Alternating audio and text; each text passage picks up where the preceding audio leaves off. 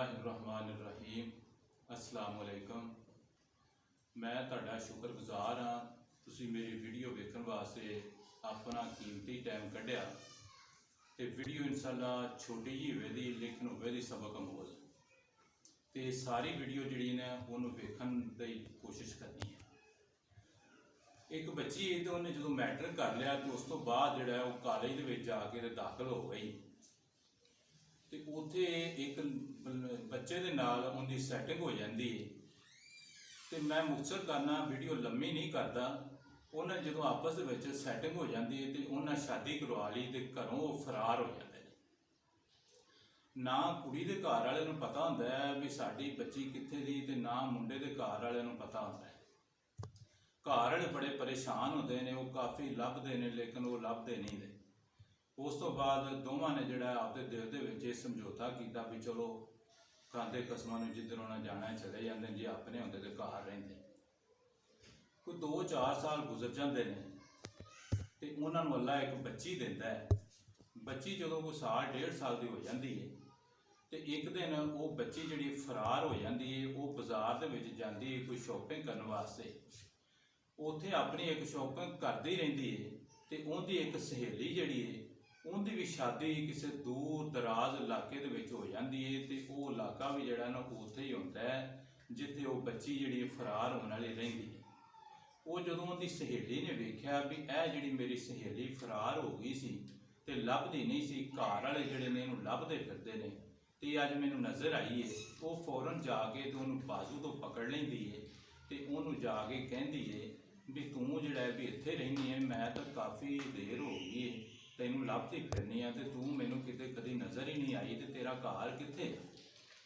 उन्हें दस्सिया भी जो मैं फरार हुई सां तो मैं डरदी जिहड़ा ना असीं घर दा रुख ना कीता तो असीं ना इत्थे जिहड़े रहिंदे आपदे घर दा जिहड़ा आता पता उन्हें दस्सिया। जिहड़ी उहदी सहेली सी उन्हें भी दस्सिया भी मैं भी इत्थे ना करीब ही रहिंदी आ तेरे। उन्हें अच्छा जिहड़ी वो सहेली सी उन्हें पूछा भी तू जदों दी फरार हो के आई है तैनूं कोई परेशानी या तेरा शौहर जिहड़ा है कोई तकलीफ तो नहीं दिंदा या तुहाडे घर गरीबी है कि अमीरी है, किस तरह के दिन जिहड़े ने गुजर रहे हैं, वक्त किस तरह पास होंदा है। उन्हें कहा अलहमदुलिल्लाह अल्लाह का बड़ा शुक्र है साडे दिन बहुत ही अच्छे ने। साडे कोल अपनी एक कार है तो जिथे असीं रहिंदे एक बड़ी अच्छी कोठी है साडे कोल। उस तो बाद साडा एक बंगला भी है तो साडे बैंक दे विच काफ़ी पैसे ने, साडा बैंक बैलेंस भी बहुत अच्छा है।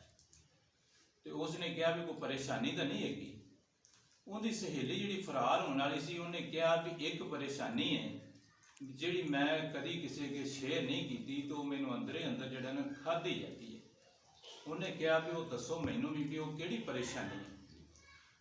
वो फरार होने वाली जिहड़ी सहेली सी उन्हें कहा भी मेरा बंदा जिहड़ा ना ये 5 वक्त का नमाजी है, उमरा भी करके आया तो मैनूं भी नाल लैके गया सी ते मैं भी उमरा कर रहा तो हुण ये तहज्जुद भी पढ़दा है। जदों ये सुबह के टाइम ते उठदा है तहज्जुद वास्ते तो मैं जिहड़ा जाग पवां किसी टाइम तो मैं मूँह के उत्ते लीड़ा लैके ते पई रहिंदी है, इंज महसूस करानी है जिवें मैं सुत्ती पई। मेरा बंदा नफलों तो फारग हो के तो फिर अल्लाह अगे दुआवां करता है। उनके विचों एक दुआ ये जी करता है भी जिंदे नाल ना मैनूं बड़ी परेशानी होती है। उसने पूछा भी वो किहड़ी दुआ करता है। उन्हें कहा भी मेरा बंदा जिहड़ा है मेरा शौहर ये अल्लाह अगे ये दुआ करता है, इस तरह हाथ फैला दिंदा है अल्लाह अगे तो अल्लाह नूं कहंदा है अल्लाह मेरी बेटी दी हिफाजतां करी, अल्लाह मैनूं नेक करी इस बेटी नूं, अल्लाह इस बेटी की तरबियत अच्छी करी। तो फिर कहता है भी या अल्लाह ये जिहड़ी मेरी बेटी है आपकी माँ वर्गी ना होवे।